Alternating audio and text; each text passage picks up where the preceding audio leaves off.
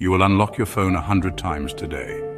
Each tap hires a glass assistant, and a thought slips through the cracks while nobody's watching. That gap has a name: digital amnesia. Yet long before screens, minds built monuments, so memories could rent a room indoors. Imagine a cathedral made of moods, pillars for faces you love, vaults for lessons paid in pain, rose windows for jokes that still make you smile. Pause one heartbeat. What treasure would you guard first? 2,000 years ago, Marcus Tullius Cicero advised Roman lawyers to pace an imagined colonnade, parking each argument on a pillar.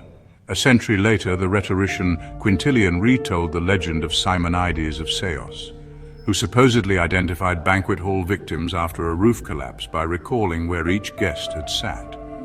Medieval monks favored visual cues as well: carved capitals, color-coded windows, floor mosaics shaped like labyrinths, the famous Plan of St. Gall, an early 9th century blueprint for an ideal monastery, shows how spaces could be arranged to shepherd both soul and memory.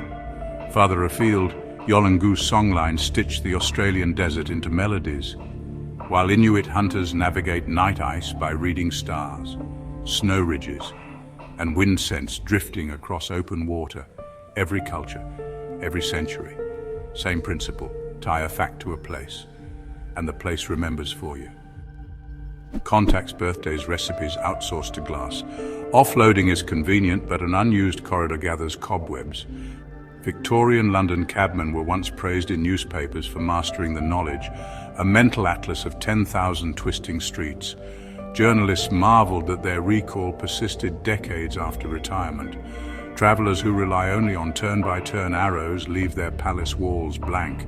In other words, the brain obeys training, not fashion. So the bargain is yours. Let silicon hold trivia, but carve the irreplaceable into stone.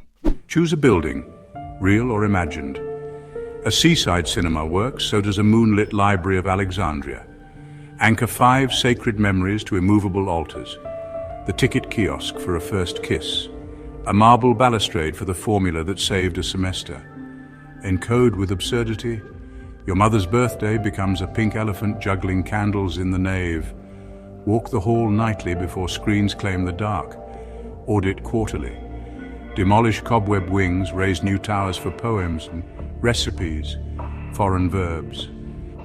Across history, prodigious recall has leaned on architecture of the mind. In Renaissance Italy, jurist Giulio Camillo sketched a 7-tiered wooden theatre whose every cubby stored an idea, an externalized memory palace. His drawings survive in Venetian archives. Modern memory athletes, using the same blueprint, recite thousands of digits or shuffle decks in public contests. Techniques openly shared and uncopyrighted. Back in antiquity, Roman road registers such as the Itinerarium Antonini list stations from Britain to Byzantium. Imperial couriers or viatores were trained to voice these itineraries from memory.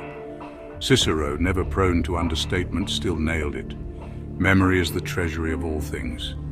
A treasury unattended soon grows dust, and interest do. So, will you ship another birthday to the cloud? Or carve it into stone inside your private transept? Pick one memory tonight.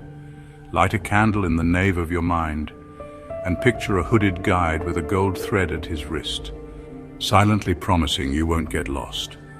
Comment with the emoji that matches your first altar and begin the walk.